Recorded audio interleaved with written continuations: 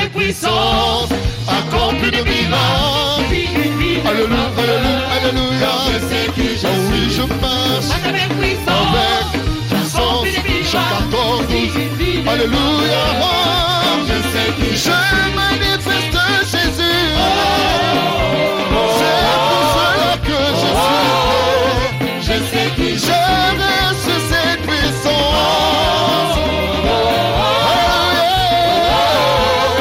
Je sais qui je suis. La puissance de la résurrection. Dans ce message. Alléluia. Je sais qui je suis. Je sais que me fait bouger. Cherchant avec alléluia. Je sais qui je suis. La puissance du troisième amour. Alléluia. Dans le désir vivant. Je sais qui je suis. Ah oui, je sais qui je suis. Alléluia. Je sais qui je suis. La seconde qui ne fait pas, fait pas.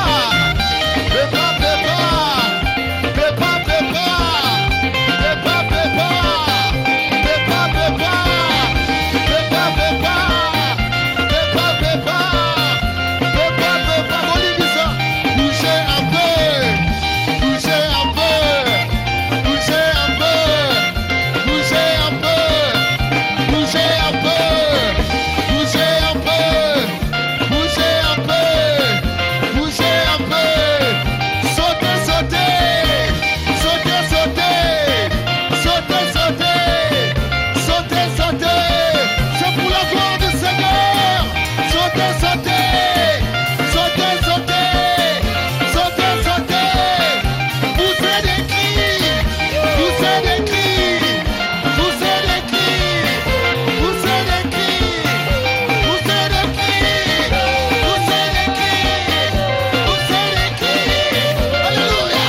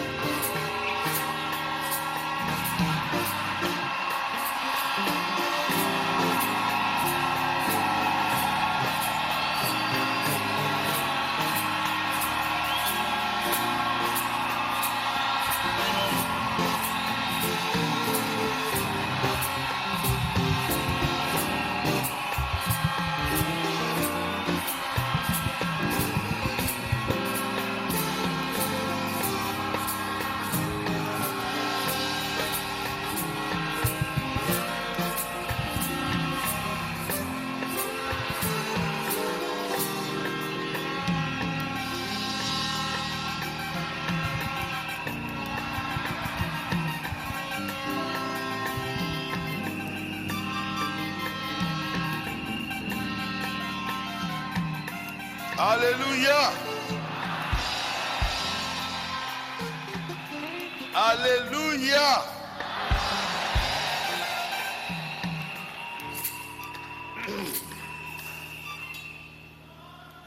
Je vous salue au nom du Seigneur Jésus-Christ.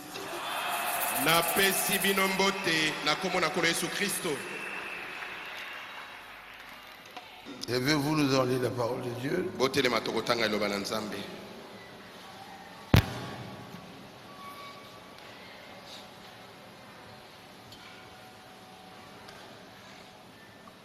Nous allons lire dans Jean chapitre 17. Tokotanga na Yohane mokapo ya zomi na sambu. Depuis le verset 20. Kobanda nzela ya tuku mibali.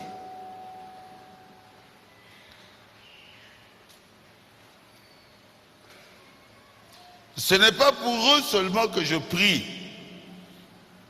mais encore pour ceux qui croiront à moi par leurs paroles.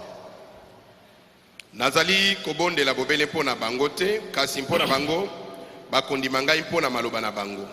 Afin que tous soient un, comme toi, Père, tu es en moi, et comme je suis en toi, afin qu'eux aussi soient un en nous, pour que le monde croie que tu m'as envoyé.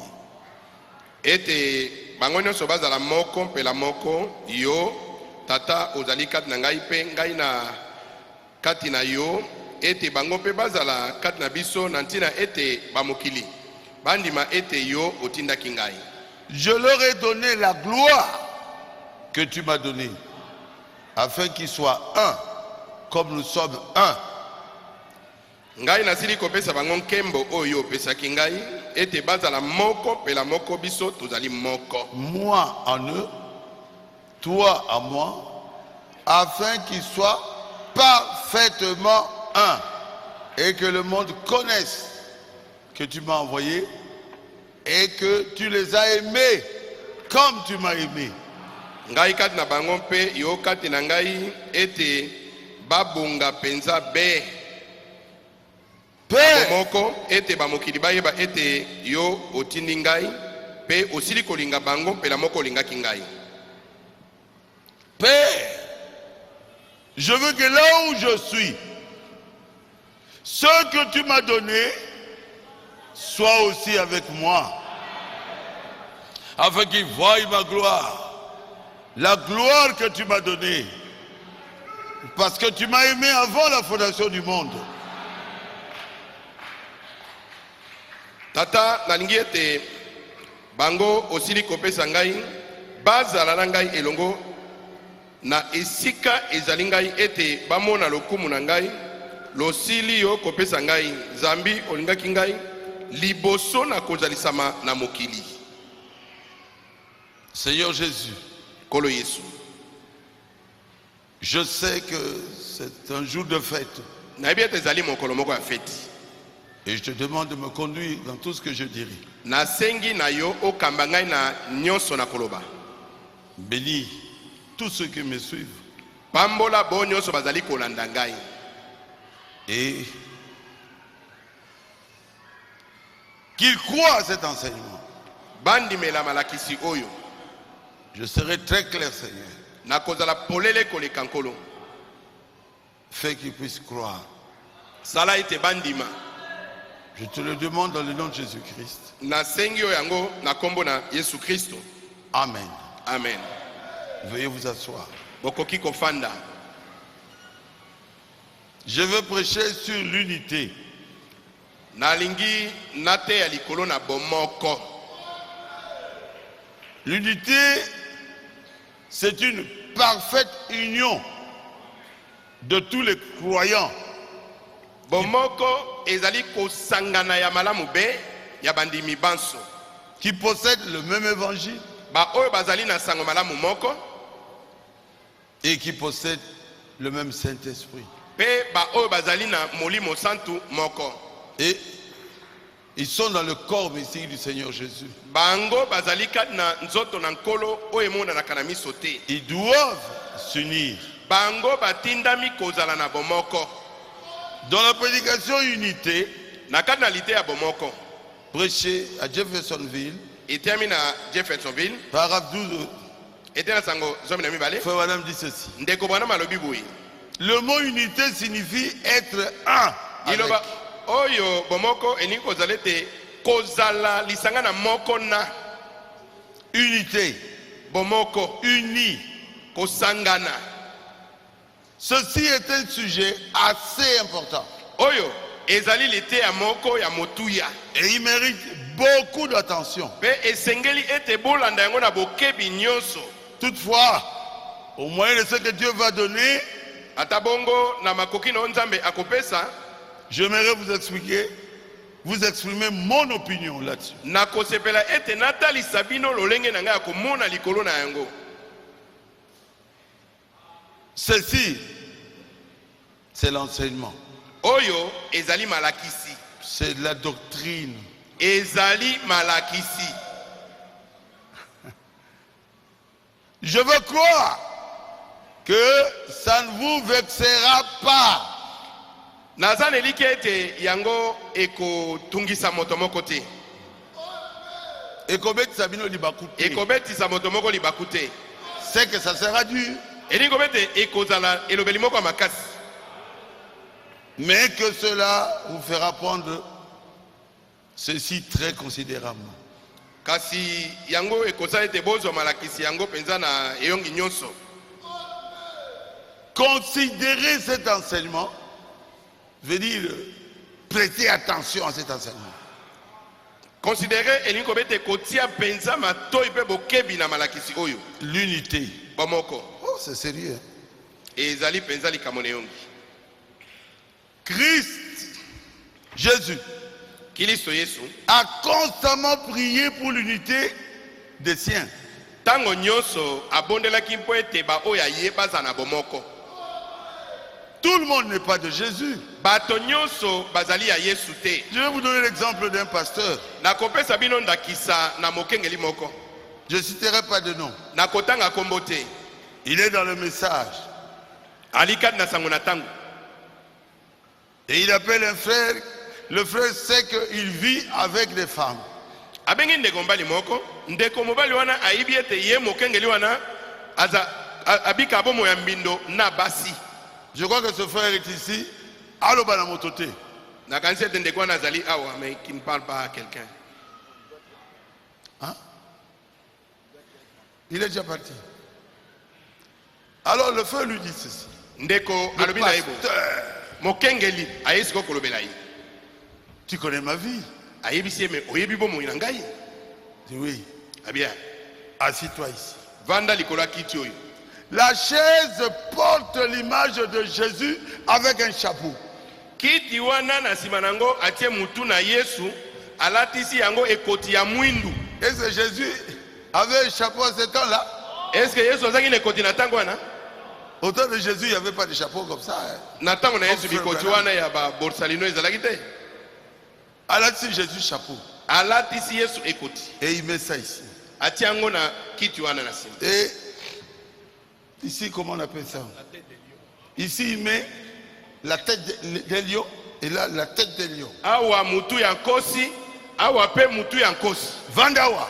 Et puis il dit à la personne, mets-toi ici. Il faut faire attention à certains pasteurs. Esengeli bokeba na bakengeli mosusu. Vous pensez qu'il vous amène au ciel, il vous amène en enfer. Bino bokanisi ete bakomema bino na lola. Baza komema bino na lifelo. Et ce frère-là a senti une onction. Mais c'est quoi? Pende ko mobali wana ayoki mo azebi moko ko Abandi esengeli. Kobanga. Et il a commencé à avoir peur. Il lui amène la Bible. Amemeli Bible. Mets ta main ici, jure. Abitia loboko no likona Bible oyo na Makambo panda. yo yebi yangai ndenge na zakala basi koloba na moto te. Que tout ce que tu connais sur ma vie, jure que tu n'en parleras à personne. Le frère tremblait comme ça. Ndekwaza kolenga. Et il a juré. Pe ala pindai. Il toka coulé. Abnabia le longwa. Ça n'a aucune importance. Ezana motu ya motu Et ya il dit, mokote. le jour où tu sortiras ce secret-là, tu mourras. Alobine mokolo komeka komisa secret wana okokufa. Ça, c'est un pasteur. Wana kobenga mokengeli. Un pasteur diabolique. Wana mokengeli ya zabolo. Dans le message de frère Branham. Na kati ya sango ya ndeko Branham. Frère, Bandeko. Jésus unit les siens. Yesu asangisaka ba oyo ya ye. Ah. Il ne faut pas chercher les enfants du diable. Non. Et vous qui êtes de Dieu, vous devez vous unir. Pourquoi? Nous sommes au temps de l'union.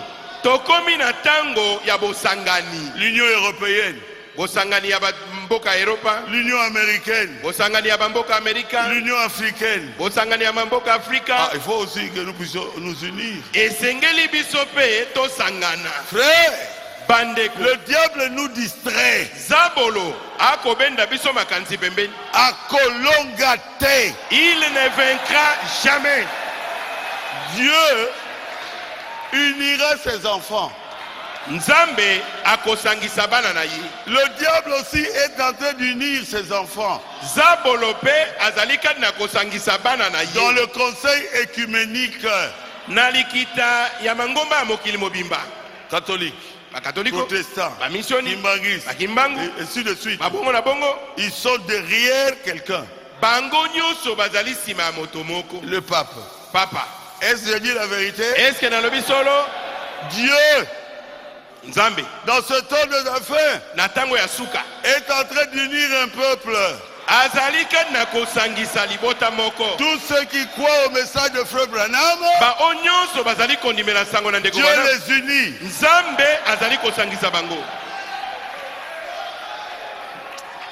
Autour de, je ne sais pas. Amen. Amen. Si vous avez compris, dites Amen. Amen. C'est autour du don.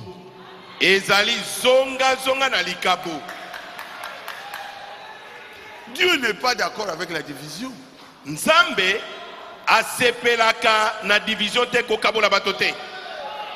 Parce que ça va produire la haine. Et nous sommes en train de partir au ciel. La haine n'entrera pas au ciel. Frère Branham, quand il est sorti, il était derrière le rideau du temps. Il nous dira, seul l'amour entrera au ciel. Or la division enlève l'amour et place la haine dans des personnes qui s'aimaient avant. Est-ce que je dis la vérité? En Rigini, nous avons eu 18 divisions. Je ne vais pas les citer. Mais c'est fini. Nous avons compris. On n'a pas besoin de division. Nous devons rester ensemble.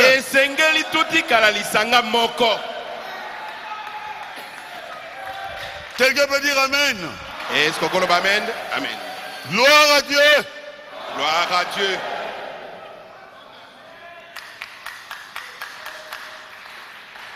Frère Branham, qu'est-ce que tu dis? Ah, Jésus. Il dit le but pour lequel je suis ici, c'est d'essayer de vous dire que Christ aime son peuple.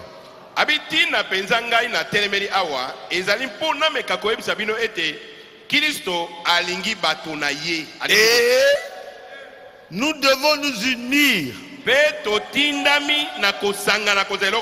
pour que le Saint-Esprit agisse, pour que Dieu nous prépare à l'enlèvement de l'église.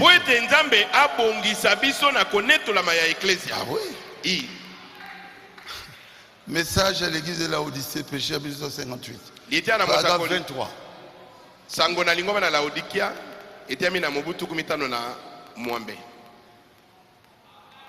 Non, frère Branham, parle-nous plus clairement. Il dit j'étais en Afrique. Et il y a eu des divisions là-bas. L'agneau et la colombe, paragraphe 23, 21. Et un frère lui dit, frère Branham, là dans mon église, un soir, nous avons eu une division.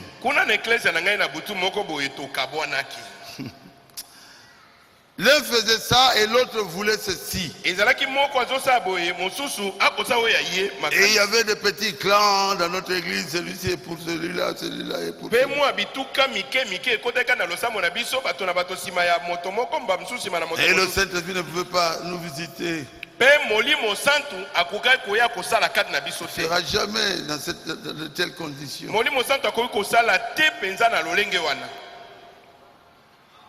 Ah! Donc, frère Branham dit, quand vous entrez dans la division, le Saint-Esprit vous quitte. Et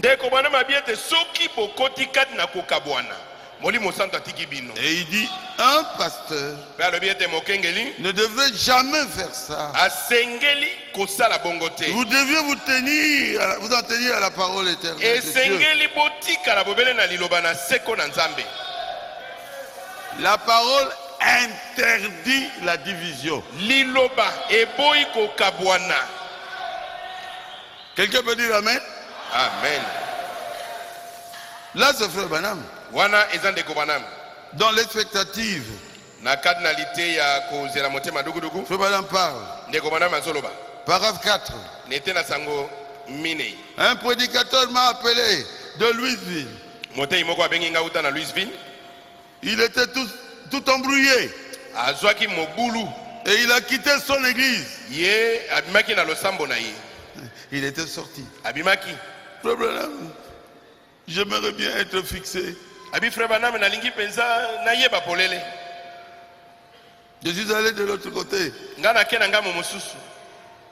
Je suis pris dans l'église. Il a dit, j'ai quitté mon église. Je sais que faire maintenant.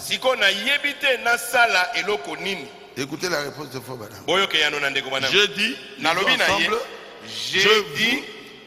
je vous conseillerais de retourner directement à votre église. Et vous soutenez une chose comme ça? Vous avez quel esprit?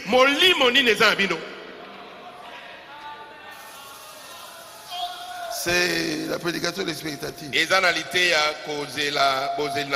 Paragraphe 4. Dieu n'appelle, lisons ensemble. Dieu n'appelle pas les gens à sortir de leurs églises. Il les appelle à lui, à lui-même, à nous unir.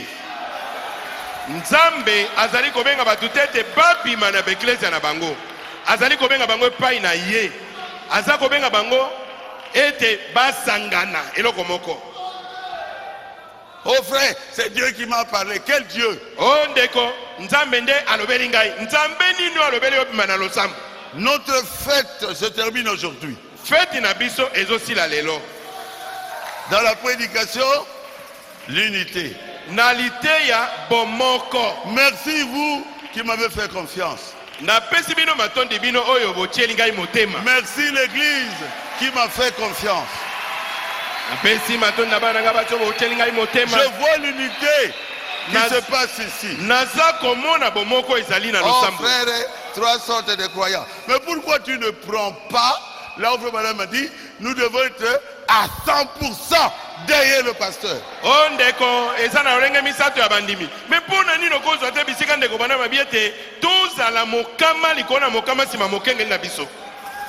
Soit toi tu es dans ces 3 sortes là. Mais cette église, toi tu ne resteras pas ici. Tu es qui? Tu es dans quel groupe? Croyant, Yabandimi, Semi, Yabandimi katikati, incrédule. To Yabazangi koni. Non. Barouti Tabernacle ne veut pas de ça. Barouti Tabernacle lingi makamona bongote. Je prends l'offre, madame m'a dit, les croyants devraient être à 100% derrière le pasteur. nazwi bisika ndeko bana mabiete bandimi esengeli bazala mokama likolo na mokama sima na mokengeli na bango. Comme ça, il n'y aura pas de Judas. Judas akozala te. Ah, na bongo Yudasi akozala te. Ah, Jésus. Oh Yesu. Enseigne à tes enfants. Vous êtes avec moi? Est-ce que vous êtes le monde ngai? Jésus qui est le même hier, aujourd'hui, éternellement. Nalité à Yesu Christ nenge moko lelo lobi pe libena libela. Premier, paragraphe premier. Eteni ya sangwa liboso. Il dit ceci. Alobi boyi. Dieu veut Nzambe alingi que ça soit ainsi. ete ezala bongo. Nous devons fournir un effort Esenge tosala makasi pour que ça soit ainsi. po ete ezala bongo. Nous devons nous unir. Nous devons non seulement nous unir, mais unir aussi nos cœurs. Esengeli tosangana toza eloko moko. Kaka kosangana ya bongo bongo te, mais kosangisa mitema na biso. Dans la même église, et vous ne vous aimez pas. Nous devons unir nos cœurs. Être réellement un.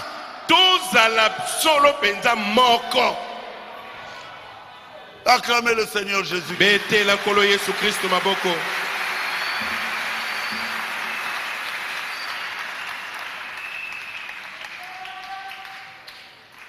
Comment? Oh Nico. Frère Baruch, tu n'as pas lu la Bible. Ndeko Baruch yo tangi na Bible te. Seulement Frère Branham. Kaka ndeko banam. Alors dans la Bible. Tokota siko na Bible. Romains. Mokana na Baroma. Combien? Boni. 16. Zomi na motoba.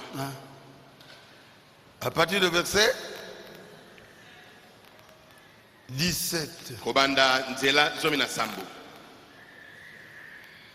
Je crois que vous connaissez ça, lisons ensemble. Nakanisi boyebi yango totanga nzela mo. Bazako sala libumu na bango, bato bazako sala ba boutique na bango, et toi tu vas soutenir ça? Et il y a des gens qui servent leur ventre et qui font leur boutique et yo ozolanda bango na sima. Lisez avec moi. Botanga nzela moko na ngai. Ensemble. Je vous exhorte, frères, à prendre garde à ceux qui causent des divisions et des scandales au préjudice de l'enseignement que vous avez reçu. Éloignez-vous d'eux, car de tels hommes ne servent point Christ notre Seigneur, mais leur propre ventre. Bandeko. Est-ce que c'est moi qui ai écrit ça? Bokima mosika na batoyo bazali kokotsa kokabwana kati na ndeko. Bandeko. Po ete bato na lolenge wana bazali kosalela Kristo nkolo na biso te, kasi bazali kosalela mabumu na libumu na bango. Et il appelle ça scandale. Pe albengi yango ete mobulu. Veut dire cela scandalise ceux qui sont dans l'église. Mais écoutez Jésus lui-même. Il dit ici, vous scandalisez, c'est ça? C'est dans Luc 17, verset 1er à 4. Lisons ça ensemble. Jésus dit à ses disciples, il est impossible qu'il n'arrive pas de scandale. Mais malheur à celui par qui il arrive. Il vaudrait mieux pour lui qu'on mette à son cou une pierre de moulin et qu'on le jette dans la mer, que s'il scandalisait un de ces petits. Prenez garde à vous-même. Si ton frère a péché, reprends-le. Et s'il se répand, pardonne-lui.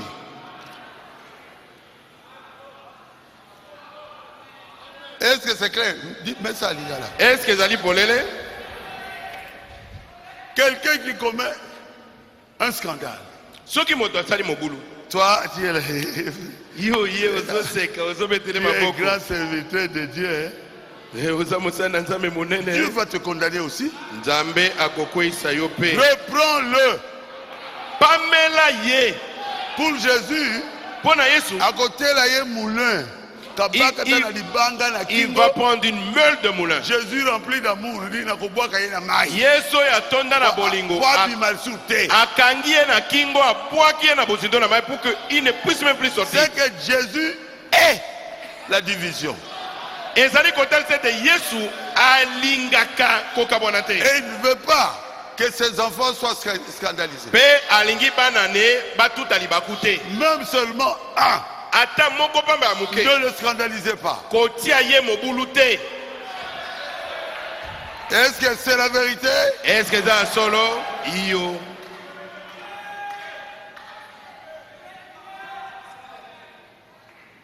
En tout cas, mon cœur est rempli de joie. Motema nangai etondi na nsai. Mon cœur est rempli de joie. Motema nangai etondi na nsai. Maintenant, Sikoyo. vous vous posez la question, comment cela se fera-t-il? Bokomitu na motuna me yango ekosale maboni.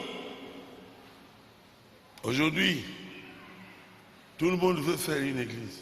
Lelo moto nyonso akomi na posa kaka asala losambo. Et quand il fait l'église, Et soki abandisi losambo na ye, il commence à haïr ceux qui sont restés. abandi koina bato ya tikaki sima na ye. Et il change la doctrine qu'il avait là où il était. Pe abongoli malakisi oyo azalaki nango bisika ya wuti. L'unité Bomoko se fait aussi dans la parole qu'on a. esalemaka mpe kati na liloba oyo tozali na yango. Si vous n'avez plus la même doctrine, il n'y a plus d'unité. Soki boza lisusu na malakisi moko te, bomoko eza lisusu te.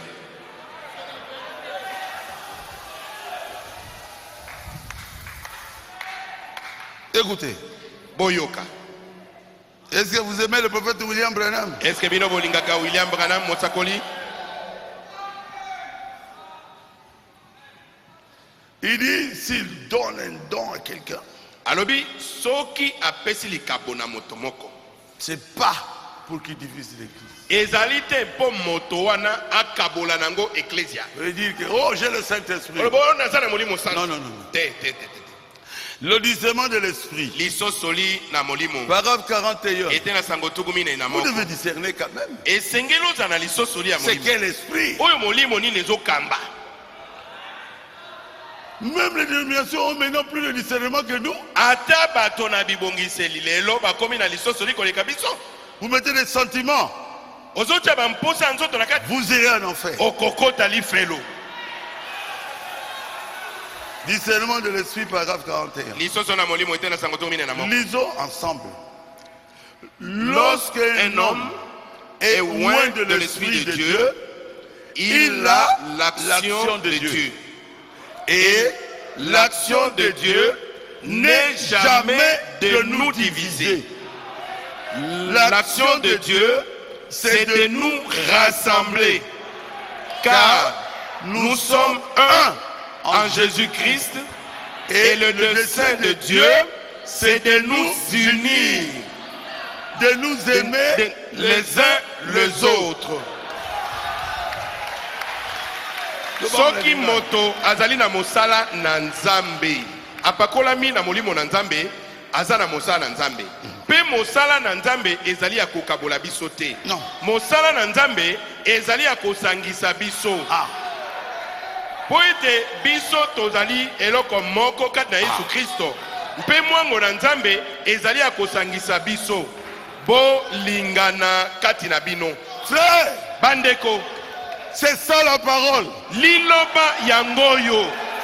Oh, j'ai le Saint-Esprit. Oh, nga na sana molimo Et santo. le Saint-Esprit te pousse pousse à diviser une église. Mais Molimo Santo mais mayo na kokabola Le église. madame dit non. Ndeko Branham alobi ete Celui te. qui a le Saint-Esprit, Moto yaza na Molimo son Santo. travail n'est pas de diviser l'église. Mosala na ye eza ya kokabola église Un te. vrai serviteur de Dieu, Bandeko na ngai basali na Nzambe. votre travail n'est pas de diviser l'église. Mosala na bino ezali ya kokabola église te. Ne soutenez pas la division. Pe bokenda kosunga kokabona te. Fouillez loin de ces choses. Bokima mosika na makambo wana. Et vous serez bénis. Pe bokopambwama. Vous serez bénis. Bokopambwama. Il y a des gens sans position. Bato musu bazali bango batalisaka langi na bango te. Un pied avec Jésus, Azali na Yesu ngamboyo. un pied avec Judas. Lokolo mosusu libanda na Yuda. Ça ne marche pas. Esimba te. Moi, Ngai j'ai une position. naza na position moko. C'est Jésus. Eza Yesu. C'est la parole. Eza liloba. Quand ce n'est pas la parole, Soki eza liloba te. je ne suis pas là dedans. Jamais nakozala na yo te. Quand vous écartez la parole, Tango yo otie liloba pembeni. je ne suis pas avec vous. Nakozala na bino te. Je ne peux pas blesser la parole. Ngai nakoki kozokisa liloba te. Quand vous blessez la parole, vous blessez Jésus-Christ. Tango bino bozokisi liloba bozokisi Yesu Kristo. Oh, j'aime Jésus. Onga nalingi Yesu. Celui qui aime Jésus Moto ya lingi Yesu. doit obéir à la parole de Dieu. Atindami kotosa liloba na Nzambe.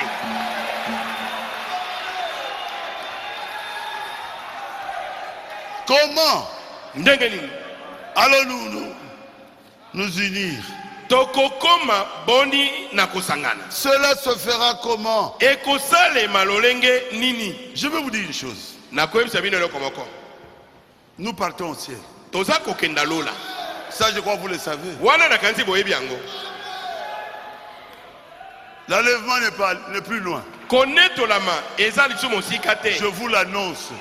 Naza koyebisa bino yango. Bientôt, très bientôt, Kala mingi te penza awa. nous serons dans la gloire. Tokokota na nkembo. Alors, il faut que la distraction vienne. Na bongo esengeli kobenda makanisi bato pembeni eya. Qui va distraire les enfants de Dieu? Nani akobenda makanisi abana na Nzambe C'est le pembeni? diable. Ezali zabolo. Ça ne peut pas être Jésus. Ekoki kozala Yesu te. La distraction pour que nous ne puissions pas nous préparer à l'enlèvement. Kobenda makanisi pembeni mpo ete tokoka ko mibongisa na konetolama te. Nous sommes dans l'âge de l'affection fraternelle. Tozali na eleko ya bolingo na bandeko. Pourquoi? Pona nini? Parce que nous devons nous aimer ici. Ezali po esengeli tolingana awa. Parce que nous allons vivre éternellement là-bas. Mpo toza ensemble. kokenda kobika seko na seko kuna. Est-ce que ma leçon est difficile? Est-ce que l'ité na ngai ezali pasi? Ne soyez pas distraits. Botia makanisi na bino pembeni te. Préparez-vous à l'enlèvement. Bomi bongisa mpo na konetolama. Aimez-vous les uns les autres. Bolingana kati na bino. Vous m'avez bien compris? Est-ce que bososo lingai malamu? Le diable le fait à dessein. Zabolo akosala yango na koyeba malamu. Parce qu'il sait que bientôt vous allez partir. Po ayebi ete kala mingi te awa bozali kokenda. Alors il nous embrouille. Nde sikoyo aye kobulunganisa biso. Soyez pas embrouillés. Kozwa mobulu te. Votre pasteur Barouti dit, Mokenge na bino babuti alobi. ne soyez pas embrouillés. Bozwa mobulu te. Nous devons nous aimer. Esengeli tolingana. Nous sommes à l'âge de l'affection fraternelle. Tozali na eleko ya bolingo na bandeko. Et au-dessus de nous, Likolo na biso. c'est... Comment on appelle ça? C'est l'amour. La pierre de fête, c'est l'amour. Likolo na biso eza bolingo. Libanga na moto. Vous aimez même vos ennemis. Soyez parfaits. Bozala malamu be. Aimez même vos ennemis. Bolinga banguna na bino. Ça vient du diable pour nous distraire. Wana ezali kouta na zabolo mpona kobenda biso makanisi libanda. Oh, nous sommes dans le millénium. o te tosi tokoti na bokonzi na mbula koto. Le frère qui était ici, j'étais moi en Suisse, j'ai vu ce monsieur-là. On a causé avec lui en Suisse. Ndeko mobali wazalaki awa ngai nazaki na Suisse kuna tosolaki na ye na J'ai Suisse. vu l'autre prédicateur là. Namonaki motei mosusu wana. À terre, Toza déjà dans le millénium. mateya na ye ateyaka ezali ete tosi tokota na bokonzi na mbula koto. Lelo na kekolia fufu na pondu na ngai naza na millénium. Aujourd'hui là je sors, je vais aller manger mon foufou avec le pondu et tu vas me dire que naza déjà na bokonzi na mbula koto. J'étais avec lui en Suisse. Nazalaki na ye na Suisse. Il gagne les champs. Pe azozwa batu na malakisi na ye Frère wana. Branham m'a dit, Frère Branham m'a dit, Ndeko mwana malobi, ndeko mwana malobi. est-ce que toi-même tu comprends cela? Est-ce que yo moko za kososola yango? Dans le millénium, où est Jésus? Nous sommes dans le millénium, où est Jésus? Natuni yeme toza na bokonzi na mbula koto wapi Yesu? Hein? Non, ce n'est pas le pasteur Botin. Eza mokengeli botin te. C'est un autre pasteur. Eza mokengeli mosusu wana. Natanga Kombote. Je ne cite pas son nom. Yakisasa. Boyebi. Vous le connaissez bien. Asala livre, comment tout est accompli. Asa mokanda moko ba komete nyonso ese kokisami. Jésus est venu accompli. Yesu asiaya ekokisami. Nous sommes enlevés accomplis. Tone tolami. Nous Tosi sommes tone dans tolami. le millénium accompli. Toza na bokonzi na mbula koto ekokisami. Là, vous suivez le diable. Wana ozali kolanda zabolo. C'est un menteur, ça. Azali mokosi moto na bongo. Dans le millénium, moi je vais entrer dans ma voiture. Na bokonzi na mbula koto oye okoti na mutuka na nga na memi yo. Et les gens croient. Pe bato bazondima. Parce qu'ils expliquent les citations très mal. Po bazali kolimbola biteni na sango mabe. Comment nous allons nous unir? Tokokoma kino na kosangana ndenge nini? Quand nous voyons la gloire de Dieu. Tango toali komona nkembo na Nzambe. Seul le don peut nous unir. Bobele likabonde koki kosangisa biso. Qu'est-ce qui va nous unir? Eloko nini kosangisa biso? Le don. Likabo. Alors quand nous voyons le don clairement démontré, Bongo tango tomoni likabo. Ezo talisa mapolele. et nous voyons, mais c'est comme Branham. Wana tokoloba tobi mais eza penza kaka loko Branham. Alors, Bongo. nous allons nous unir autour du don. Biso tokoya kosangana zonga zonga na likabo. Quand Moïse était apparu, Tango Mose abimaki mais atelema. le don était là. Likabo ezalaki wana. C'était le don qui avait réuni les enfants d'Israël. Likabonde esangisaki bana na Israël. Un don capable d'ouvrir la mer rouge. Likabo ezalaki na makoki ya kopasola nzela na mai na mbu Un motane. don capable de sortir de l'eau du rocher. Likabo ezalaki na makoki ya kobimisa mai na libanga.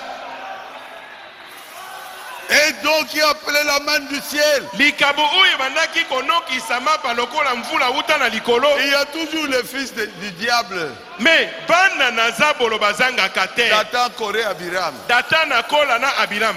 Ah non. Ok. Non, non, non, non. Te. Il veut être au-dessus de nous. Yalingi akoma likolo na biso nyonso. Alors Dieu a dit Bongo Nzambe alobaki. que la terre puisse les manger. Abima bele fungola monoko na yo. Faites attention. Bokeba. Aujourd'hui, Lelo. nous sommes à la fin. Tokomi na suka na tango. Dieu ne veut pas qu'on puisse distraire son peuple. Nzambe alingi te babenda makanisi ya libota na ye pembeni. Sinon la mer et la terre va te manger. Likame ezali mabele fungola monoko e mela yo. Et il a dit aux enfants d'Israël, à cause de ce que vous avez fait, la statue là, vous n'enterrez pas. Et tous, Nzambe aye koloba na bana ya Israel abi na bango natina nekeko wana ekeko yo ya nyama wana bosalaki bino banso bomona mboka nelaka te. ils étaient sous la malédiction. Bango nyonso bakweyaki na se ya kelimabe. 2 millions de personnes mortes Bato million dans le mibale désert. bakufi kati na biliki. Seuls Bobele ceux qui avaient cru au don bobele ba obandimela ki likabo. Josué Yoshua et Caleb na Caleb étaient entrés dans le pays. nde bakotaki na mboka. Même quand Moïse était devenu vieux, fatigué, Ata tango Mose akomaki mobange ya nuni, il soutenait. bango bazalaki kosimba ye boye.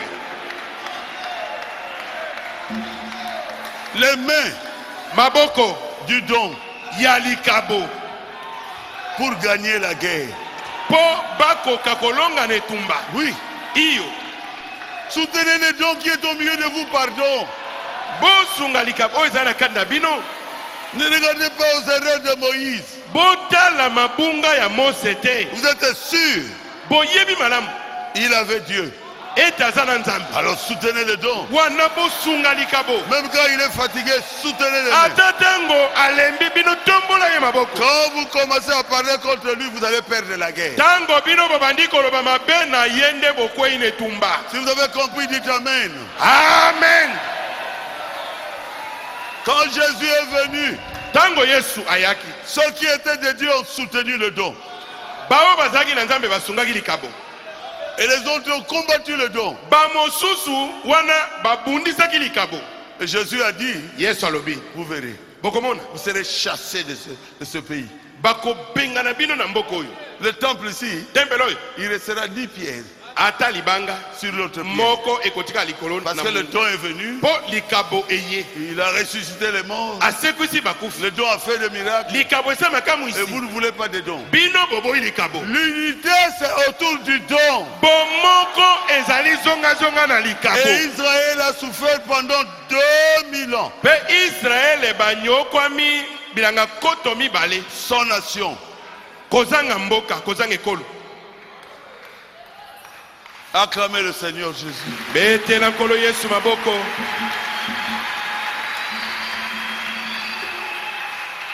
Frère Branham est venu. Ndeko Branham aye. Il avait un don puissant. Azalaki na likabo moko na nguya. L'Amérique ne voulait pas de ce don-là. Amerika baboyaki likabo wana. Je crois que vous le savez, non? Nakasi boyebi yango. Et l'Amérique est maudite. Pe Amerika elakelami mabe. Aujourd'hui, Lelo les femmes marchent nues. basi bakomi kotambola bolumbu. Les hommes se marient avec les hommes. Mibali bakomi kobala na mibali. Les femmes se marient avec les Basi bakomi femmes. kobala na basi. L'Amérique, Amerika qui avait quitté l'Europe oyo bakimaki na poto parce qu'ils étaient saints. po bazalaki basante. Et aujourd'hui, Lelo c'est la saleté. ekomi bosoto kuna. Moi, je suis allé à Une fille qui passe sur la la kangaye ata ça ko violer mibali. Mais je me suis dit, mais on ne peut même pas l'arrêter. Il est en train de traumatiser les hommes. C'est vrai? Il y a solo. Je vous dis la vérité. Nazolo Béabino solo. Azaki Mwasi, Elle était une femme. Azaki Mobali basali opération. Il était un homme et puis finalement il est passé par l'opération. Atapi sazob sanga oyo. Il est devenu une femme. Aza Mwasi te asali opération. Et Atapis m'a dit que tu vois celui-là, c'est Très pas une joli. femme. C'est un homme qu'on a opéré. Ma belle Bimi. Avec des seins comme ça. Mais Atapi a dit, Atapis m'a dit, elle est caissière dans une grande Azak- alimentation qu'on Azak- appelle Walmart. Aza question en alimentation mon nene a Omat. Atapi a dit, natu molai, mongongo ne tikala ya mobali. Atapis m'a dit je vais un peu le provoquer. Il a une voix d'homme. Mais, et puis elle parle. Oyo. Mongongo ya mobali pe ya mabe. Il m'a dit mais est-ce que tu écoutes cette voix-là? Mais quand vous la voyez, c'est une jolie femme. Soki otali ye, elenge mwasi kitoko, on a amputé tout son corps. C'est accepté officiellement. C'est dans la constitution américaine. Pe bandimi yango na ndenge ya mboka pe na mobeko ya mboka. Si vous les attaquez, même dans la prédication telle que je parle ici, Soki omeki ko on me met en prison. ata na mate ya ndenge na zote ya boye. Bazunga baboki nga na boloko. Pourquoi? Pona nini? L'Amérique est tombée. Amerika ekwei. Parce que l'Amérique n'a pas accepté les dons que Dieu leur avait donnés. Po ete Amerika baboyaki likabo nzambe apesaki bango. Mais le message de Frère Branham Kasi sango na ndeko banam. est reçu en Afrique. Eyambami na Afrika. Moi-même ici, Frère Joseph a écrit, nous avons converti plus de 2 millions de croyants. Ay moko awa ndeko Joseph Viens akomi ete tobongoli pene na ba million mibale ya bato motema awa. Et qui croient au message de Frère Branham. Pe baza kondimela sango na ndeko En bana. Amérique, vous pouvez aller de ville en ville, il n'y a aucune église. De Na ville Amerika en ville, il n'y a okota aucune na église. ville oyo ke na ville mususu okuta ta losambo te.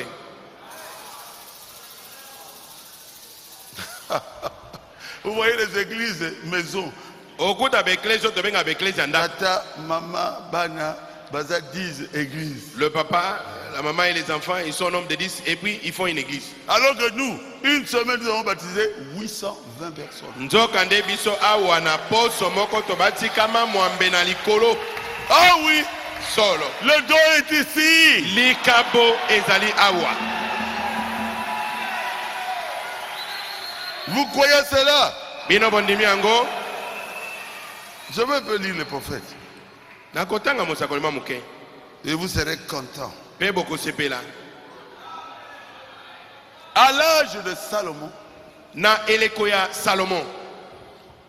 Salomon, disons, Salomon avait reçu un grand don. Et ce qu'il y a de bien dans l'âge de Salomon, c'est que tout le peuple tout le peuple s'était rassemblé autour de ces dons. et C'était le millénium pour l'âge des Juifs. On appelle cela l'âge d'or d'Israël. Amen. Amen. Et Jésus a prêché ça. Pe Yesu ateaki yango. Il a dit, si vous ne me croyez pas, alors que j'ai un nom plus que Salomon, il y a ici plus que Salomon. La femme là éthiopienne, c'est qui encore? La reine de Séba vous jugera au jour du jugement. Yesu ateaki yango alobi na bango soki bino boboyi kondima. Awa bozana likabo oyo eleki Salomon. Mwasi mokonzi na Sheba wana na mokolo na kosambisa bato akosambisa bino. La reine de Séba Mwasi mokonzi na vous Sheba jugera. akosambisa bino. Pourquoi? Pona nini? Parce qu'il avait entendu parler de ce don. Po ete ayokaki sango na likabo. Elle avait quitté l'Éthiopie pour aller voir le don. Alongwaki na Éthiopie po akende kokutana na likabo. Pasteur qu'il a là, Mokengeli kilala. il est où? Ah, il est allé prêcher ailleurs. Il vient de très loin, Awuti mosika de Butembo, na Butembo pour venir voir le don. po aya kokutana komona likabo. Au jour du jugement, Na mokolo na kosambisa bato. il va juger ceux qui ne croient pas au don que Dieu m'a donné. Ye akosambisa bato bazondimela likabo oyo Nzambe apesi ngai te. À moins d'être aveugle, Lobaka kete ota mokufe. vous priez comme ça, Obondeli na mosapi boye les kata doigts coupés poussent. mosapi wana eboti. Amen. Amen. J'ai bien lu, c'était dans la reine de Séba, paragraphe 33. Natangi na lite ya mwasi mokonzi na Sheba ete na sango to misato na misato. Il dit ceci: Alobi boye. tout le peuple Bato nyonso était d'un commun accord. bazalaki na boyokani moko. Quand vous êtes autour du don, Tango bozali zonga zonga na likabo. vous devez voir la même chose Esenge bomona makambo ndenge moko. et marcher dans la même direction Pe botambola bino nyonso bokotala et esika moko. être d'un commun accord. Pe bozala na boyokani moko. Tout le monde croyait dans le don qui était en Salomon. Bato nyonso bazali kondimela likabo oyo ezali na kati na Salomon. Ah, et il répète ça même deux fois. Azongeli yango kutuma mibale. Il avait en effet un don de discernement. Ya solo azali na likabo na lisosoli. Et jusqu'à ce jour-là, il n'y avait jamais eu un don de discernement comme celui de Salomon. Pe kino na mokolo wana naino etikala kate kokuta matoko zwa likabo moko lokwa likabo na Salomon. Acclamez le Seigneur Jésus. Betela nkolo Yesu maboko. Qu'est-ce qui va nous réunir? Eloko nini ekosangisa biso? Le don. Likabo. Et il dit, Alobi dans la reine du midi, kati na mwasi mokonzi na ngele paragraphe 48. na ete na sango tuku mine na mwambe. Oh, si ce soir, Oh, soki na pokwa na lelo. L'Amérique pouvait se rassembler autour du don de Dieu. Amerika bakokaki kosanga na zonga zonga na likabo na Ça Nzambe. serait un âge d'or. Mbele ezui elekomoko ya wolo. Il y aurait eu un millénium pour toute l'Amérique. Mbele bokonzi na mbula koto ezwami mpo na mboka Amerika. Mais Kasi nous devons nous rassembler autour du don de Dieu. esengeli tosanga na zonga zonga na likabo na Nzambe. La reine de Seba, la reine de Midi. Mwasi mokonzi na Midi. Paragraphe 48. Ete na sango tukumine na mwambe. Prêcher le 27, 11 mois, c'est quoi? Novembre 1960, soir. Ete mikotungu ba na sambo sanza zomi na moko mobutu motoba na pokwa. Bon, on va s'unir autour de toi. Est-ce Bon. que Frère Branham parle de ça? Toko kende kosanga na zonga zonga na nini oyebisa ngai onde ko Branham aloba lisusu. Jésus a dit, Yesu alobaki. ils étaient réunis autour de le don de Salomon. Basanganaki zonga zonga na likabo na Salomon. Donc, moi, Jésus, Ngai Yesu. le don qui se trouve en moi est plus grand. Likabo o ezali kad na ngai ezali monene koleka Mais Salomon. vous me rejetez. Kasi bino bozobo ya ngai. La reine de Midi va vous juger. Mwasi mokonzi na seba akosambisa Jésus bino. a prêché cela. Yesu ateyaki yango. William Branham a prêché cela. William Branham pe ateyaki yango. Je dois prêcher cela. Ngai pe natindami koteya yango. Nakobanga te. Je n'aurai peur de rien. Amen. Amen. Si vous posez la question aux Américains, vous connaissez William Branham? Soki oke kotuna motuna na bato na Amerika ete eske boyebi William Branham? On te dira non. Bakoyebi so tete. J'ai posé la question à Jeffersonville. Natuna motuna wana na Jeffersonville. Je cherche la maison de William Branham. Nabi na bango nazoluka ndako ya William Branham. Son fils Joseph Branham loge là-bas. Mwana ne Joseph Branham nde atikala kuna. Rien. Bayebi eloko te. Et pourtant Jeffersonville est tout petit. Nzoka nde Jeffersonville ezali mwa mboka muke. J'ai dit, vous ne connaissez pas? Na lobi na bango boyebi yango te. J'ai commencé à marcher. Na bandi kotambola ngai J'ai mo. dit, Branham Tabernacle. Natuni bango bongo Branham Tabernacle boyebi. C'est quoi ça encore? Bango balobi Branham Tabernacle les anini lisusu. Posez la question ici. Tuna motuna wana kisasa. Où se trouve l'église de Baruti? Losambo ya baruti eza wapi? On vous parlera d'ici. Bakolakisa yo ete ezali awa. Est-ce que c'est vrai? Est-ce que ça solo? Iyo. Parce que le don est ici. Pour likabo ezali awa. Tout le monde le connaît. Bato nyonso bayebi yango. Tant qu'on a ça qu'il y a awa. Et en venant ici, Les gens acclamaient. bato bazobeta maboko. J'ai dit, ah, bah, tu connais. Ah, je me suis dit, mais donc ils reconnaissent même ma voiture. Hein? Maman foi, le bio, non, elle a été bloquée à ma toy. Maman faut non, mais cette femme-là a des boucles Un d'oreilles. homme avec des boucles d'oseille.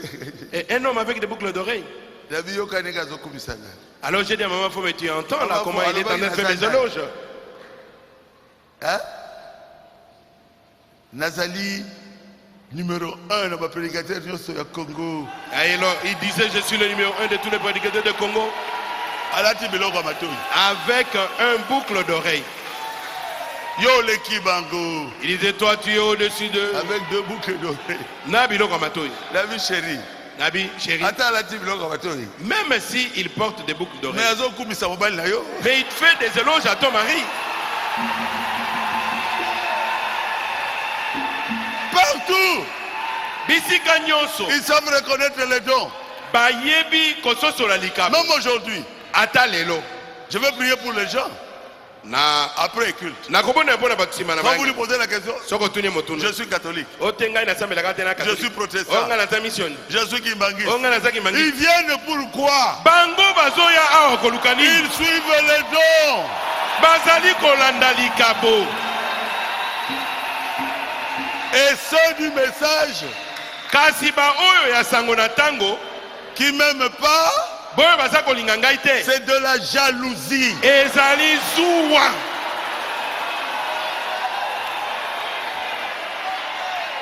Est-ce que c'est vrai? Est-ce que ça solo? Ah. Oh non. Ok.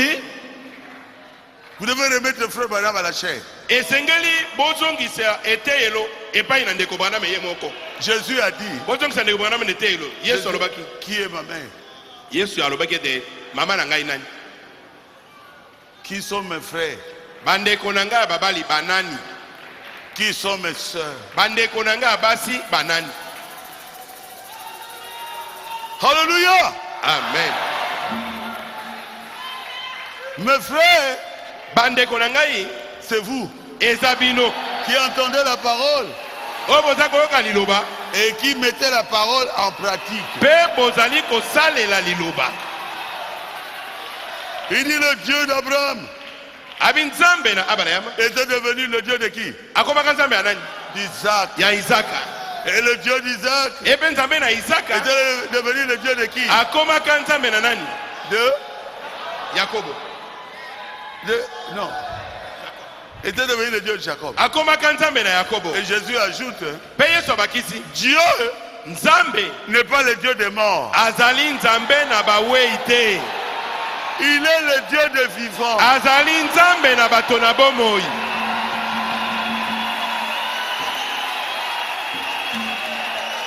Vous remettez la chair. yo ozwi etelo ozongisi branam. Où est Branham? wapi branam yango? On va mettre la bande. oyo te tokobanda otya bande. Oh, Hey, mon Dieu. oyo nzambe. Et c'est... Moutou et Zassou Madame. Est-ce que la Les tête bandes, fonctionne nous bien? les écoutons en bas. Les bandes. babande biso totyaka yango kuna na cave. Hein, les gens suivent là-bas. bato balandaka babande Et vous mettez kuna. la bande ici. yo oye kotya bande awa. Oh, il neige là-bas. ndeko bana babandi koteya kuna namoni mbula na matandala Il n'y eza a pas kuna. de neige. awa mpe matandala eza Vous te. voulez vous moquer de qui? olingi otyola nani? Oh, je vois le frère Veil. o namoni ndeko mbali veil wana. C'est Veil, que Dieu vous bénisse. ndeko veil nkolo pambola yo. Ce Veil est mort depuis longtemps. ndeko veil asi akufa kala. Vous voulez quoi? bino bozoluka nini? Il y a des prédicateurs ici. batei bazali awa. Ils doivent prêcher la parole. esengeli bateya liloba.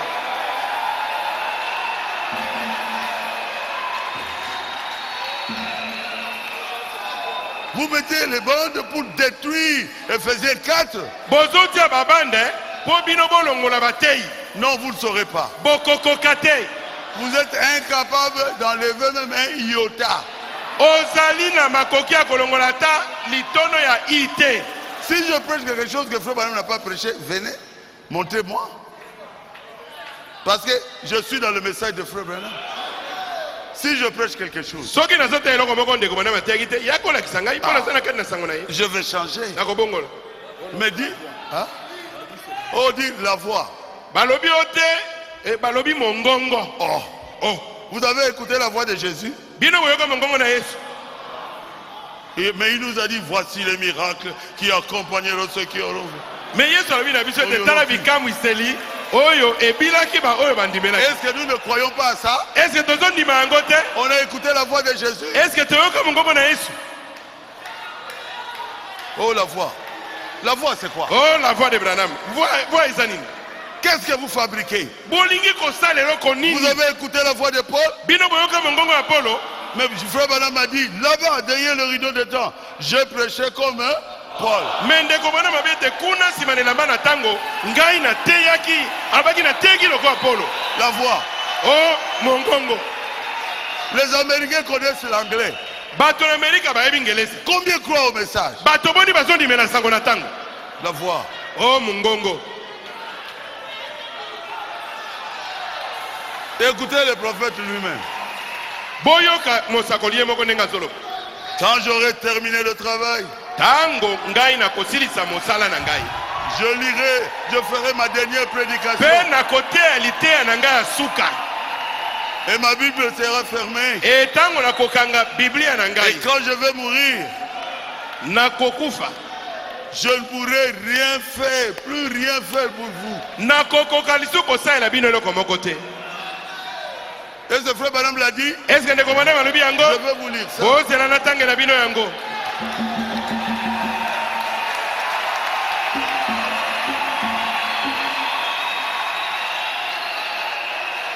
Il est parti, laissez-les tranquilles. ndeko bana masi akei na ye botika ye kimia.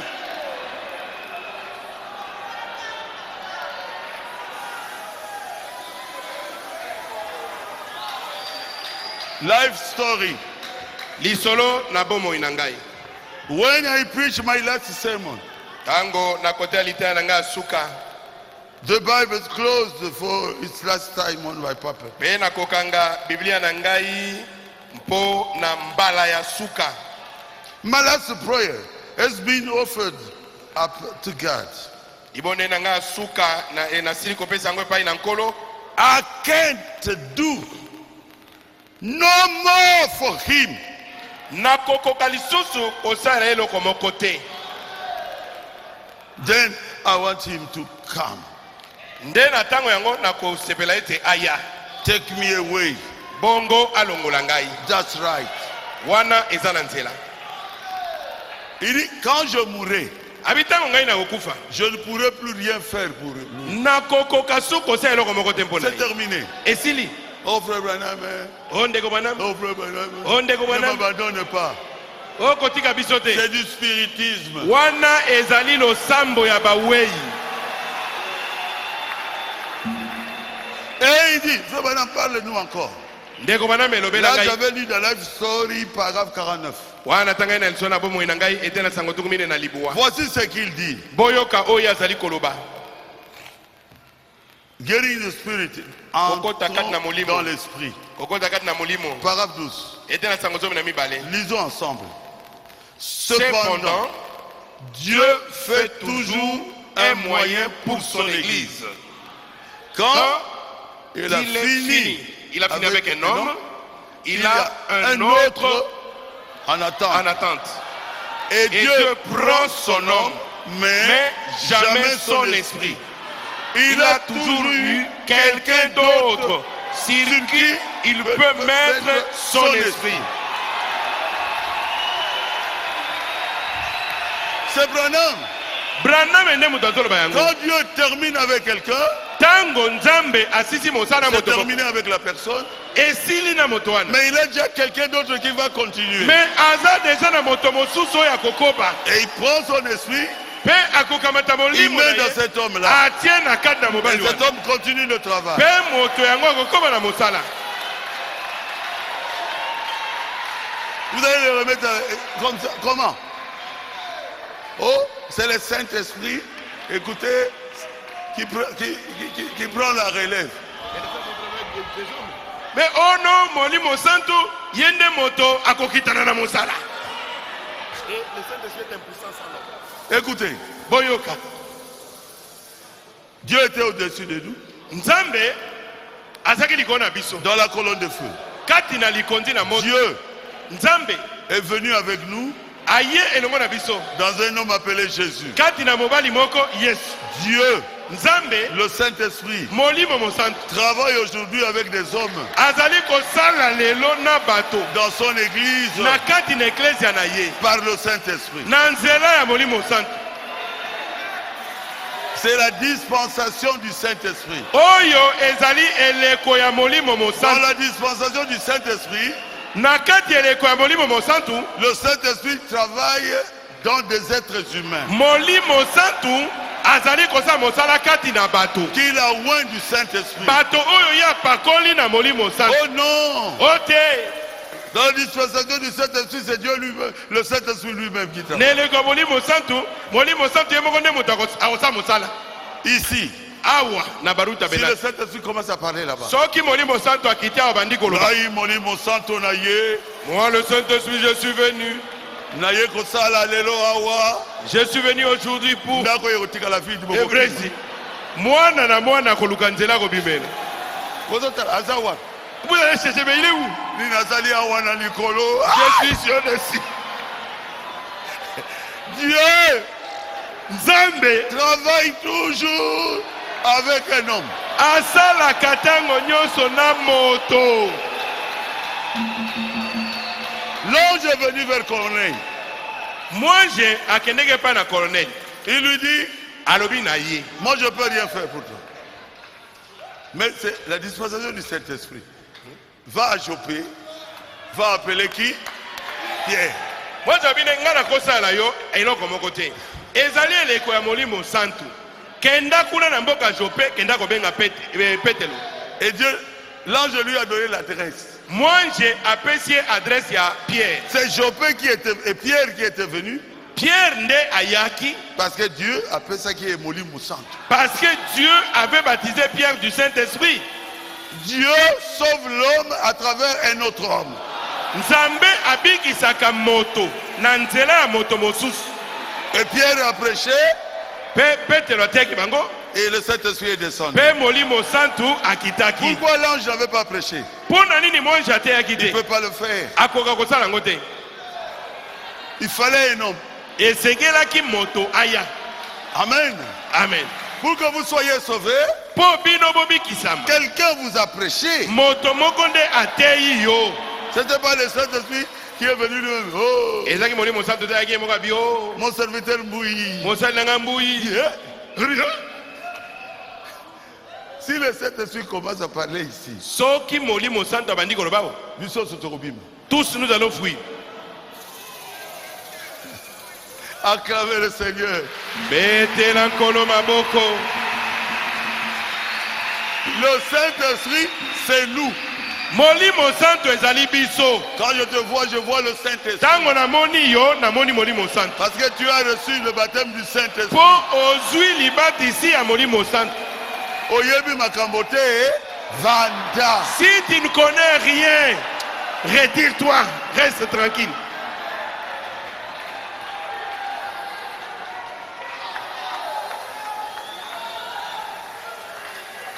Oh, notre pasteur Branham va commencer à prêcher. Oh, mokenge na biso Branham ye moko motoko bandote ya biso. Eh? La neige tombe là-bas. Mbula na matanda lezo ko yakuna. Je vois le pasteur Veil. Namoni mokenge livei. Sa femme aussi est là-bas. Moi si ne pas ça kuna. Billy Paul Mwana ngaza na simananga ya. Na simananga Billy Paul Mwana nga telemi. Frère, Bandeko. ils avaient mis une bande. Bango bachaki band. Pour contrecarrer ce que je voulais faire au stade. Po bachali bakuna mosala oyo na campagne na ngana sana stade de Veme. Vous voyez, ils ont mis plus de 10 000 chaises. Hein. Bache bakitie bili bili batandi wana. Certaines personnes venaient pour écouter. Bato musu ba yebe mpo ba meka koyoka. Pas nombreux, mais ils étaient. Bazake belete muke. Batuni oyo nini oyo. Batuni bango me awa bozo sani. Mususu alobi non, ba branamiste bazo ka bande na bango. L'autre a dit non, ce sont les branamistes qui écoutent leur bande là-bas. Et puis ba bibi. Et puis ils sont sortis. Jello. Zéro. Même pas un. À mon côté. Sortez de ces histoires-là. Bobby Manabekle na makamabongo. Prêchez le message. Bote ya sango na mosakoli. Vous, Bino. prédicateurs, Batei. écoutez-moi bien. Boyo kangai madame. Prêchez le message. Bote ya sango na mosakoli. Oh non, nous avons quitté les églises, nous écoutons les bancs. Ote biso to bimi na ba masambo na biso tozo sangana poto landaka banda mosakoli. Si quelqu'un croit, Soki moto andimi kuna. qui va le baptiser? Nani akopesa ili batisi? La bande. Bande. Si quelqu'un tombe malade, Soki moto abeli kuna. qui va prier pour lui? Nani akobonela pona ye? La bande, hein? Bande. Si deux jeunes gens s'aiment, veulent se marier, Soki bilenge balingani balingi babalana. qui va les marier? Nani Qui akobatisa va bénir bango? le mariage? Nani akopambola La libanda? bande, hein? Bande. Et les codimes. Bongo ekodim ya bande. Les codimes. Ekodim. Vous sacrifiez les enfants. Bonyoko libana na bino. Vous devez avoir les codimes. Esengeli boza na ekodim. Mais quand vous écoutez une bande, par exemple, de 2 heures, Tango bino bozoka bande ya ngonga mibale. vous-même vous dormez. Yo moko na nokolala pongi. Et les enfants, Bongo bana sikoyo. ils ne suivent même pas. Bakolanda kutu te. Et la dîme, vous donnez à qui? Bongo dime na bino bokopesa na nani? Ça, Oyo. c'est de la fausseté. C'est de la fausseté. Ezali malakisi ya lokuta. Frère Madame dit, Ndeko mwana malobi. je vous conseille chacun de vous à avoir son église. napesi bino toli moto na moto azala na eklezia na ye Qu'il considère comme l'église maison. esika oyo ye akozwa eklezia wana lokola ndaku na ye Là où il soutient la cause. ndaku na bango bisika ye akobanda kosunga mosala oyo ezali kosalema wana Il va soutenir même la doctrine. akosunga malakisi oyo ezali koteyama wana C'est là où il donne sa dîme. esika wana nde akopesa moko na zomi na ye N'entrez pas dans ces histoires-là. C'est diabolique. bokota na biloko wana te ezali ya zabolo Oh, frère Balaam n'aime pas les bandes. J'aime les bandes. o ndeko bauti alingaka babande te nalingaka bande J'écoute les bandes. nayokaka mpe babande Nous mettons ça en bas ici. totiaka yango na kavawa Si vous voulez écouter, demain venez, vous allez écouter les bandes. soki bolingi koyoka babande boya Dans lobi mon na église. kave bokolanda babande Écoutez ça à la maison. La RTVA passe les bandes 3 fois tous les jours. rtva elekisaka bande ya mosakoli mbala misato na mokolo C'est la bande, c'est le message. ezali sango na ntango C'est la base même de tout ce que nous prêchons. ezali moboko ya makambo nyonso biso tozoteya Mais ces histoires-là, ceux qui aiment ça, ils abannent à Moboulou.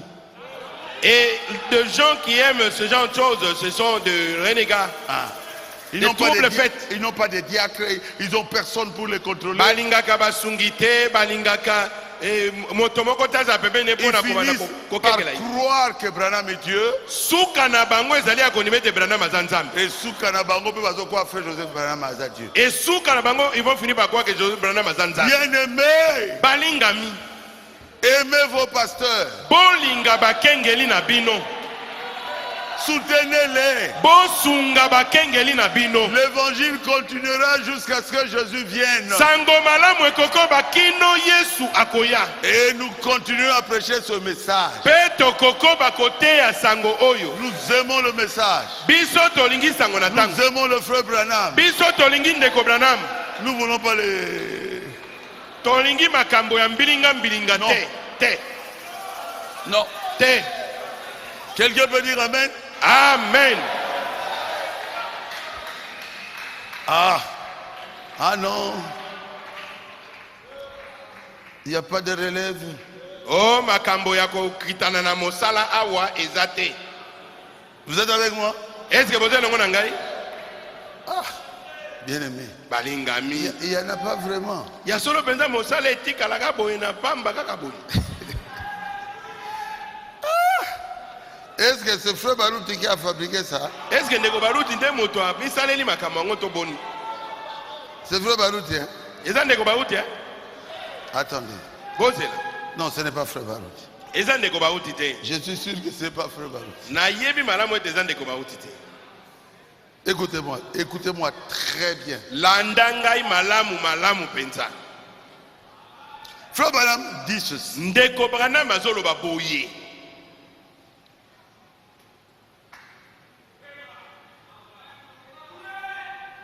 Tout au long de l'âge, c'est ce qu'ils ont fait. na ntango nyonso ya bileko na ntango nde makambo bango basalaki Et là, l'apôtre de l'église, l'apôtre était qui? Paul. bongo kuna ntoma ya eklesia ntoma ezalaki nani ezalaki polo C'était pas dans dans le Nouveau Testament. eske ezalaki na kondima na sika C'est le te Nouveau Testament. eza kondima na sika Écoutez-moi. landa ngai Et il était l'apôtre de l'église. ye azalaki ntoma wa eklesia Paul. polo Et après son départ, mpe nsima na bokei na ye Jean a pris quoi? La relève. yohane akamataki mokumba ya mosala Ngabu na combien ngo? est-ce que c'est moi qui ai écrit ça Et ces gens étaient prophètes. est-ce que yohane azalaki mosakoli Mais il a pris la relève du messager qui était prophète. me azwi mokumba ya mosala ya motindami oyo azalaki mosakoli La relève de l'église. azwi mokumba ya mosala ya eklesia Et après le départ de Jean, qui? Polycarpe nsima na bokei na yohane polikarpe azwi a esi pris la relève. azwi mokumba Après le départ de Polycarpe, nsima na bokei na Polycarpe, Irénée en a pris la relève. Irénée azwi mokumba ya mosala. Et ainsi de suite. Pe bongo na bongo. Martin et les autres. Martin pe azwaki pe ba mosusu. Ils avaient pris quoi? Bango bazwaki nini? La relève de l'église. Bazwaki mokumba ya mosala na ecclesia. Paragraphe 28, se ranger du côté de Jésus. Ete na sango tukumbale na mwambe kokamata ngambo na Yesu. C'est la voix de Dieu qui a fait ça. Ezali la voix de Dieu nde moto akoma yango. Et c'est Branham qui avait parlé. Pe Branham nde moto alobaka. Ils ont continué à avancer jusqu'à ce que l'église catholique romaine mette tout en pièces. Bango bakobaki bobele bongo kino na tango lingomba katoliko ya Roma eyaki kopanza makita. Non, ils ont mis le pape et tout ça. Non. Mais la vraie chose, c'est la relève.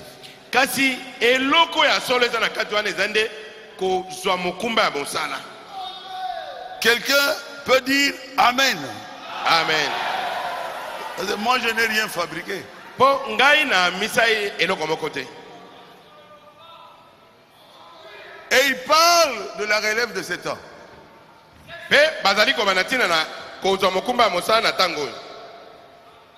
Vous voulez écouter? Mais maintenant, pour continuer à avancer, nous, c'est Branham, nous devons mettre quoi? Nos empreintes sur le sable de temps, afin que d'autres puissent voir. Si Paul n'avait pas continué à avancer comme il a fait, alors Jean n'aurait pas su comment poursuivre, comment prendre la relève. Si Jean n'avait pas continué à avancer, mais Polycarpe n'aurait pas su comment prendre la relève. C'est pour la fois Branham a dit, moi Branham aussi, je laisse mes empreintes, afin que quelqu'un prenne la relève.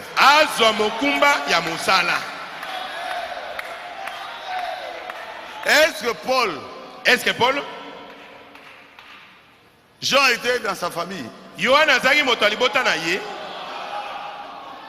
Est-ce que Polycarpe était dans la famille de Jean? Est-ce que Polycarpe azalaki na libota Yohane? Est-ce que Irénée était dans la famille de Polycarpe? Est-ce que Irénée azalaki na libota Polycarpe? Si vous avez compris, dites Amen. Soki ososoli loba Amen.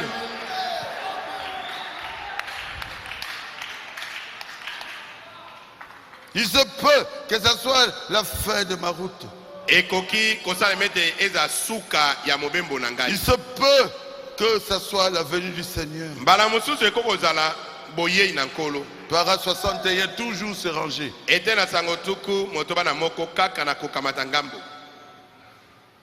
il dit, il se peut que ce soit la venue de ce personnage puissant.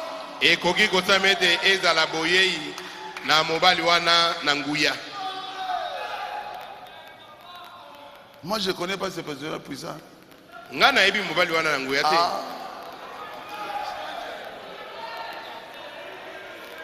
c'est le paragraphe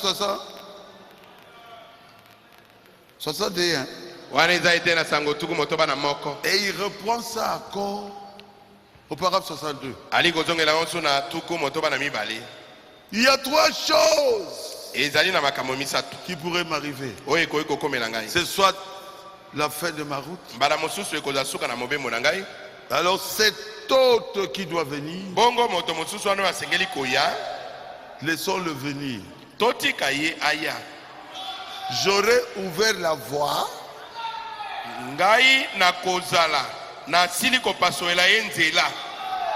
pour qu'il puisse prendre la relève.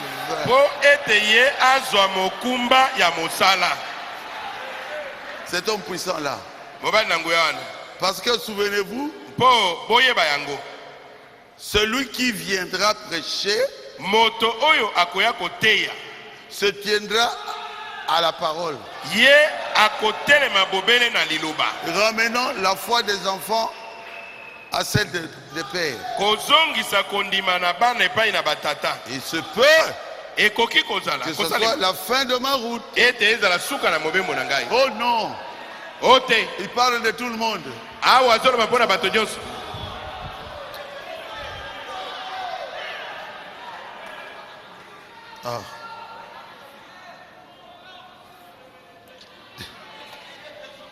Est-ce que vous croyez?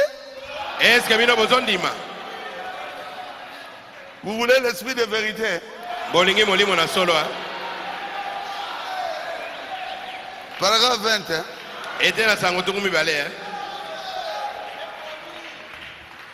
Nous deux. Esprit de vérité, paragraphe 20.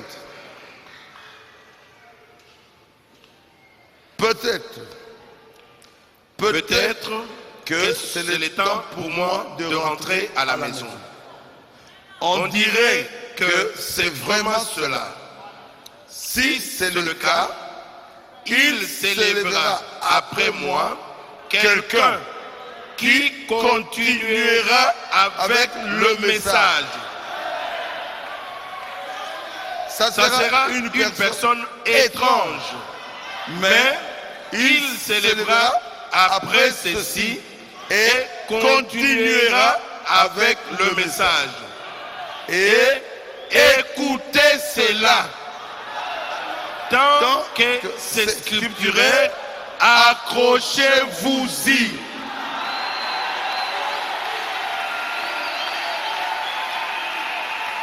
S'il ne sort pas du message,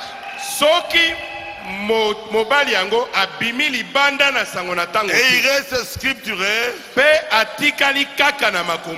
croyez à cela. Est-ce que là c'est au pluriel? Est-ce que montons son notre votre l'air. Montons son notre votre l'air. Matassa, non vol. C'est au singulier. Ezali na bomoko. Il dit bientôt je vais mourir. Alobi kalamingite awana kukufa. Seigneur, Kolo, fais que je remette cette paix. Sala ete napesa mopanga oyo à quelqu'un d'autre. Na moto mosusu. Septième saut. Elembo ya sambo. C'est ainsi dit le Seigneur. Ezali yango elobi nkolo. Quelqu'un nous signifie plusieurs personnes. Moto mosusu lingo ebete batebele hein. Nous devons nous unir esengeli tosangana moko autour du don que nous avons vu. Zonga zonga na likabo o biso tomoni. Alors nous entrerons au ciel. Wanande tokokota na lola. Tous unis. Biso nyonso lisangana moko. Dans l'amour. Kati na bolingo. Alors nous entrerons au ciel. Wanande tokokota na lola. C'est Jésus qui l'a dit. Yesu nda lobaki yango. Hein? C'est le souhait de qui? Wanezali posa anani? Jésus. Ya Yesu. Amen. Amen. Afin qu'il soit un comme toi.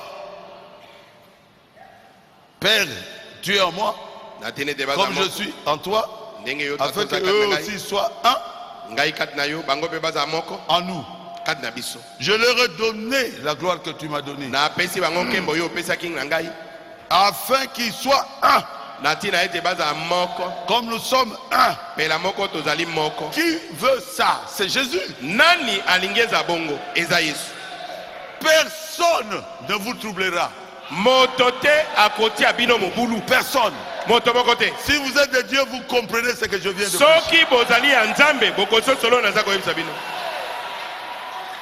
La haine ne rentrera pas au ciel. Jamais. Jamais. Seul l'amour entrera au ciel. Je remercie tous ceux qui croient dans mon ministère. Je remercie tous les serviteurs qui sont là. natondi basana nzambe nyonso bazali Je awa. remercie tous ceux qui me suivent dans les réseaux sociaux. Nazali kotonda ba oyo nyonso bazali kolanda mateya na ngai na ba réseaux sociaux. Et je remercie Barouti Tabernacle. Pe natondi baruti tabernacle. Soyez bénis. Bopambolama. Soyez bénis. Bopambolama. C'est la fête. Ezali feti. Nous sommes à la fin de la fête. Tozali na suka ya Je feti. devrais vous dire la vérité. Esenge nalobela bino solo. C'est un don que Dieu m'a donné. Ezali likabo oyo nzambe apesi ngai. Oh, Asimbi. Oh, il a touché Oui. au gris-gris. Iyo. Asimbi Yesu. C'est plutôt à Jésus que moi j'ai touché.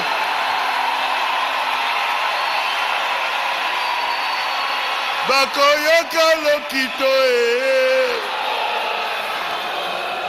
Bakoyoka sango e. Lokito. Ce qui se passe ici.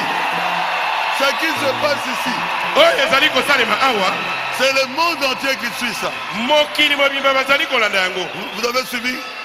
Bolandaki? J'étais à... Sangamam. Vous avez vu le miracle? Bomonaki makamusi. L'œil avec quelle maladie? Hein? Y-3. Hein? Y-3. Y-3. Docteur, tu connais ça? L'œil était Y-3. Abeli maladie yali sur Docteur. Y-3. Oyebi yango? Y-3. Oyebi te. Ah, Olole, docteur. Docteur Olole. Y-3. Et bomi elisu. Abonde ya biso te? Na Elle lobi prie pas avec biso nous. yo. Yango nde ezaki omona te. Tango na bondeli obiki. Quand je priais, tu es guéri, elle a dit oui. Votre Dieu a ouvert les yeux de 3 aveugles. Nzambe afungoli miso ya bakupe miso misato. Vous pensez que c'est moi? Bino bokanisi C'est le don ngai. que Dieu a placé en moi. Ezali likabo o nzambe atie kati na ngai. Bomonaki muto ayaki na ngundu. Vous avez vu la personne qui souffrait de la hernie. Ayoki sonite. Et il n'a pas eu honte. Elongwe. Il a dit que c'est parti. C'est parti. Mobali mobiba. Mais c'était un homme. Et là quoi tabi awa papa. Elongwe. Oh, c'est parti. Moto azaki na cancer à libele. Et la femme qui avait le Nambasu. cancer et aussi qui Mbasu était Elongwe. frappée de Mbasu. Cancer Guéri à de Mbasu. libele sili. Guéri du cancer de sein. Alors que je ne savais même pas que je serais là-bas. Nzokande na bongisaki ata kozala kuna na Sangamamba te. Ah! Oumela!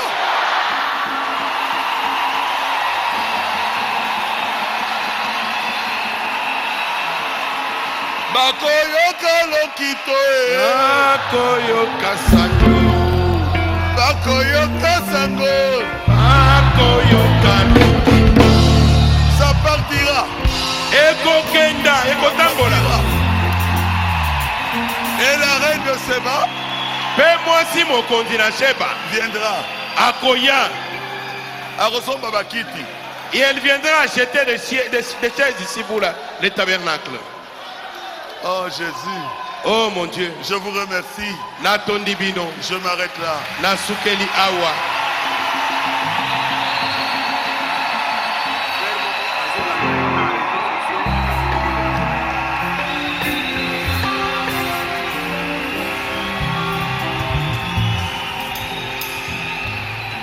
Mwasi oyo alingai kaka mwana na ye azala mobali. Abotaki vendredi. La femme qui avait demandé que la fille qui était dans son sein devienne un garçon, elle a accouché le vendredi. Un garçon. Elle a accouché d'un garçon. Dieu a changé le sexe. Naboneka malembe oh Nzambe. J'avais prié simplement. Azondima na ministère na ngai. Seigneur Dieu, elle croit mon ministère. Azana a besoin d'un garçon. Elle a besoin d'un garçon. Changer le sexe ya mwana. Si tu veux changer le sexe de cet enfant. Dieu a changé le sexe. Et Nzamba bongoli nzoto ya mwana. Vous pensez que c'est facile? Bino bokanisi des apéder. Alors ça là yango. Essaye aussi. C'est le don. Ezali kabo. Est-ce que vous avez vu le don qui se trouve au milieu de vous? Et l'unité se fait toujours autour du don.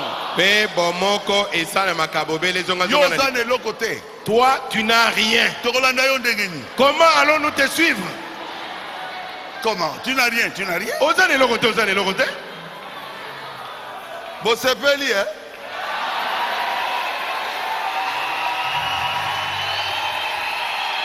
Je ne vous décevrai jamais. Non. Comment? 25 ans de réveil. Et ça se trouve toujours là. Je prie pour celui qui est en Côte d'Ivoire. Il nous suit depuis Côte d'Ivoire. Alexandre Gédéon. Je prie pour la jambe fracturée. Tu ne marches plus depuis 7 mois. Sois guéri. Que cette jambe-là puisse se souder. Que tous les os puissent se souder.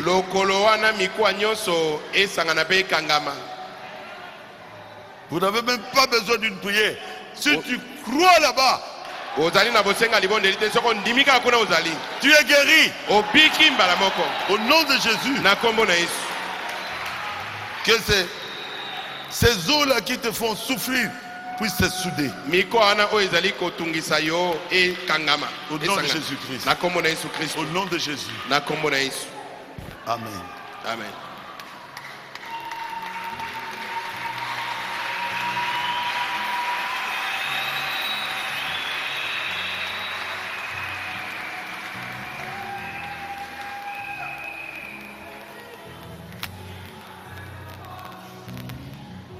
C'est la fête.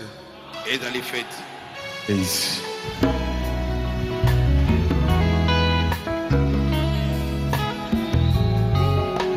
C'est la fête. Et dans les fêtes. Je voudrais que chacun de vous puisse saluer la personne qui est à côté. Même les généraux. Tu es si rare dans ces mots d'amour. Tu te caches dans le cœur de croyants. Amour. Oh, oh, amour. Tu es si rare dans ce monde d'amour. Tu te caches dans le cœur de croyants. Amour.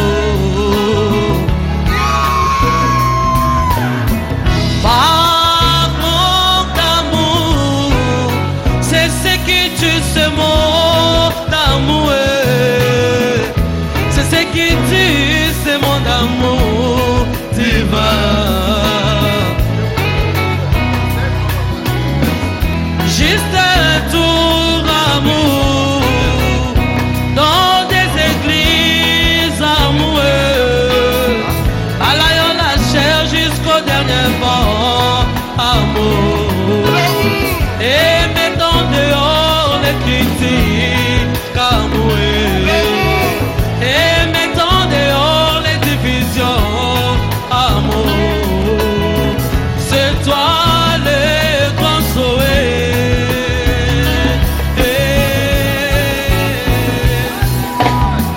Parents d'amour, c'est ce qui tue ce monde amoureux. C'est ce qui tue ce monde amour divin. Willy Kabouya.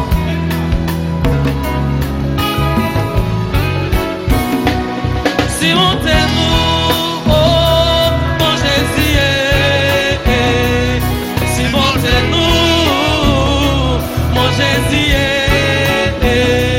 combien de pierres dans la pyramide, aucun rasoir ne puisse nous séparer, oh Seigneur, si montez-nous, soutenez-nous, oh Seigneur.